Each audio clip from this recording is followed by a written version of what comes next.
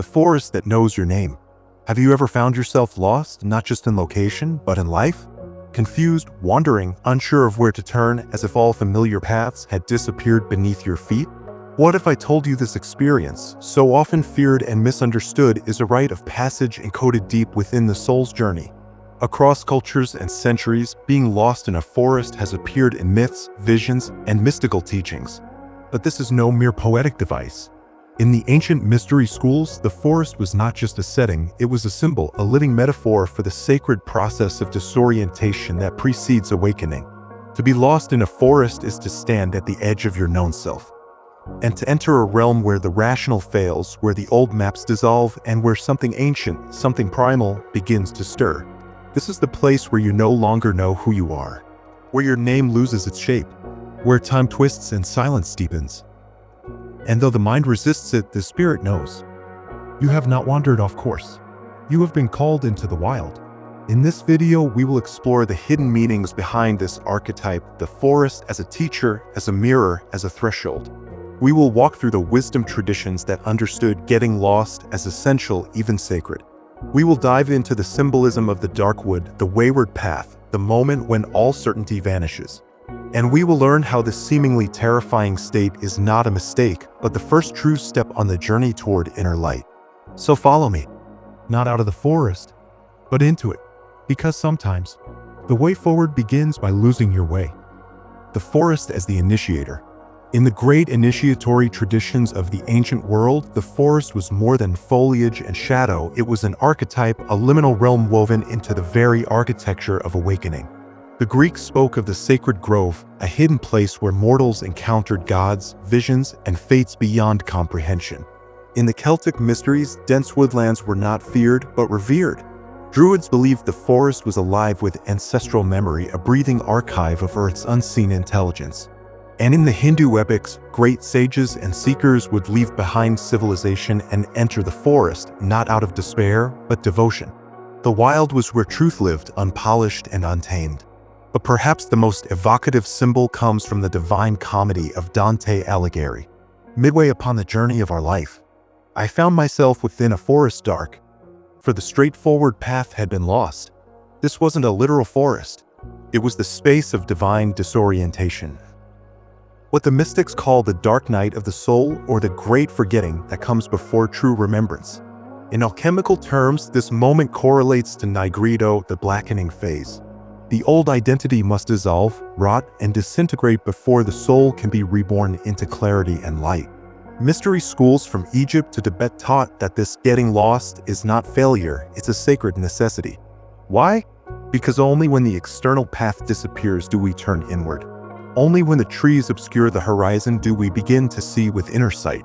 The forest, with its disorienting density, represents the collapse of the known. It is the labyrinth of the subconscious, the place where the ego's compass spins wildly and all certainty dissolves into fog. And it is here, amidst the wild tangle of shadow and silence, that we are stripped of our illusions. This theme repeats across countless traditions. In Sufism, the lover of God must first wander the desert of longing. In Kabbalah, the initiate must traverse the abyss, a void between the known and the unknowable.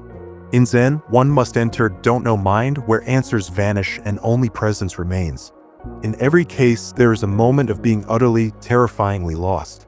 And in every case, it is the beginning of true seeing. The forest, then, is not the problem. It is the invitation. It does not block your way. It is the way. The inner forest and the collapse of certainty. To truly understand the spiritual meaning of being lost in a forest, we must look beyond the literal and enter the realm of metaphor, where the outer world reflects the inner landscape. The forest is your psyche. Its twisted roots are your repressed fears. Its towering trees are your inherited beliefs. Its thick canopy blocks the sunlight of certainty, forcing you to rely on senses deeper than sight. To be lost in a forest is to enter that space where old answers no longer work, where familiar signs vanish, where the straight path, the linear, logical, planned route crumbles beneath your feet. In esoteric teachings, this is not chaos. It is initiation, because on the spiritual path, there comes a moment for every seeker. A moment when life stops making sense. The career you built feels hollow. The relationships you trusted begin to unravel. The meaning you clung to dissolves like mist. and suddenly you are lost. This is not a mistake. It is the forest calling you inward. Mystics call it the sacred disorientation, a collapse of egoic structures designed not to destroy you, but to awaken you. Why? Because the ego is a map drawn in ink that cannot survive rain. And the forest is always wet.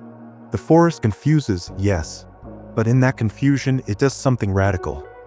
It breaks the illusion that you ever had full control. You realize that much of what guided you, social expectations, unexamined desires, inherited goals, was never truly yours. And so, the forest strips you. It removes the scaffolding. It silences the voices. It muffles the light, until only you remain. Raw, directionless, present, and in this rawness, something stirs. Not a solution, but a sensing. A quiet knowing that doesn't speak in words. Because the forest does not teach through science. It teaches through surrender. It invites you to walk without a path, to see without your eyes, to trust what cannot be understood. This is why the great spiritual teachers often disappeared before returning. Jesus vanished into the desert, Buddha into the forest, Muhammad into the cave, Moses into the mountain. Each entered a place of divine withdrawal, not to escape the world, but to shed their illusions about it. The forest becomes the space between stories where the old has ended but the new has not yet begun. And that space, however uncomfortable, is where transformation becomes possible. The veiled intelligence of the wild. There's a paradox hidden in the heart of every forest. Though it seems chaotic, disordered, and without structure, it is governed by a subtle intelligence. To be lost in a forest is to be immersed in a pattern you do not yet recognize. Your linear mind searches for trails and signs.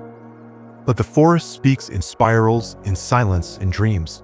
In many esoteric traditions, this is where the initiate begins to perceive the deeper pattern, not through analysis, but through attunement. You begin to listen with the body. You notice the way light filters through branches, how the rustle of leaves feels like a whisper from the unseen. You start to sense, not with your mind, but with your being, that the forest is watching you back. This is not imagination. It is the return of your animistic knowing, the ancestral recognition that the world is not dead matter, but alive, aware, and responsive. Here, the forest becomes a mirror reflecting not your surface self, but your soul's architecture. Every twisted path is a strand of your own psyche. Every sudden clearing a forgotten part of your inner clarity. Every shadow a truth you've avoided. This is why so many ancient rites involved a retreat into the wilderness. It was never about escape. It was about exposure. Exposure to the truth that cannot be scripted, staged, or sanitized. Because the real purpose of getting lost is to discover that you are never truly alone. Something walks with you in that forest. In Jungian terms, the forest often symbolizes the unconscious, the realm of unintegrated drives, memories, and archetypes. To journey into it is to confront the unknown within yourself. This confrontation is rarely comfortable. You may encounter fear. You may feel hopeless. You may face inner demons that wear your face. But the forest does not punish. It initiates. It breaks you only to show you that you are unbreakable. It blinds you only to awaken your inner vision. It silences you only so you can hear the voice that never stops speaking within. The Sufi mystics spoke of bewilderment as a spiritual virtue. To be bewildered, to be truly lost, is to be emptied of certainty so that divine knowing can begin. This bewilderment is not confusion. It is sacred space. It is the moment before the light. So when you find yourself lost, you are exactly where you need to be. The forest is not there to trap you. It's there to transform you, but only if you stop trying to escape and instead begin to listen. Walking the inner forest with awareness. If being lost in a forest is a spiritual metaphor for divine disorientation, then the question becomes, how do we navigate it consciously? How do we move through those moments in life when the map is gone, the path unclear, and the silence deafening, without panic but with purpose? Here are several practices and perspectives drawn from mystical traditions designed to help you walk through the inner forest with presence and insight. Candle 1. Stop looking for the exit. The first impulse when lost, whether in a forest or in life, is to escape, to run, to solve, to get back on track.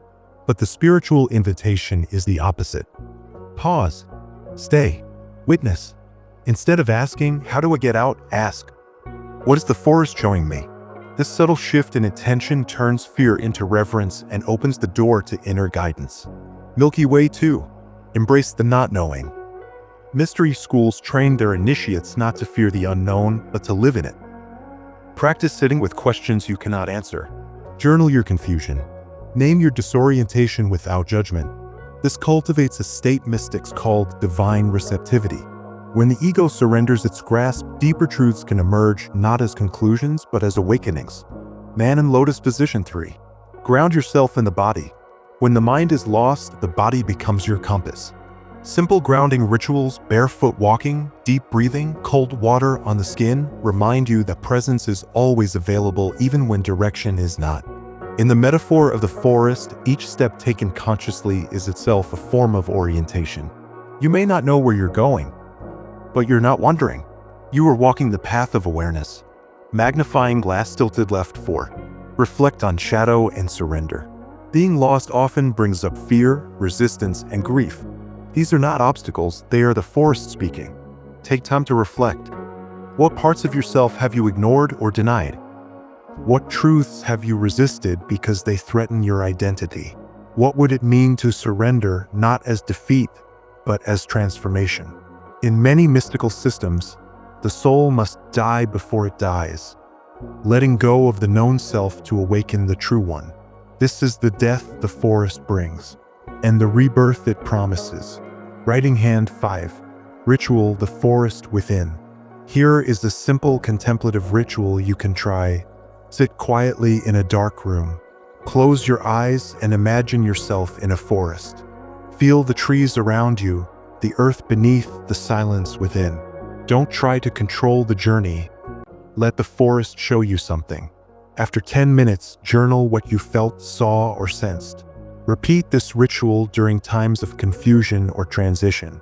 It helps reframe your lostness as a conversation with the soul. Dove 6. Trust the intelligence of the journey. Perhaps the most radical act of all is to trust that you are being led even when no guide appears. Every sacred tradition speaks of an invisible order behind the chaos. When you walk through the forest with openness, reverence, and patience, you begin to sense it. A rustle in the leaves, a sudden opening in the canopy, a strange peace that rises for no reason at all. These are not accidents. They are the forest guiding you home. Not to where you were, but to who you were becoming. The path was always inside you. To be lost in a forest is one of the most ancient metaphors known to the soul. It is not a failure. It is not a detour. It is an initiation. The disorientation you feel when life strips away your plans, your titles, your control, is not the universe punishing you. It is the universe inviting you to awaken. Every forest, in its depth and silence, mirrors your own inner terrain. It reveals what cannot be found on maps because the path you're meant to walk is not paved. It is grown, step by step, breath by breath, revelation by revelation. The mystics knew this. They taught that confusion, bewilderment, and darkness are not to be avoided but embraced. Because only by entering the wild unknown can we begin to remember who we truly are. So the next time you feel lost, when nothing makes sense, when the forest has swallowed the trail, pause, listen, not with your ears, but with your spirit. Because within the forest is a voice, a presence, a deep, wordless knowing that has been guiding you all along. And if you can stay just a little longer, if you can resist the urge to flee or fix or label, you will discover that you were never truly lost. You were only being led into the most sacred part of yourself. And that is where the real path begins.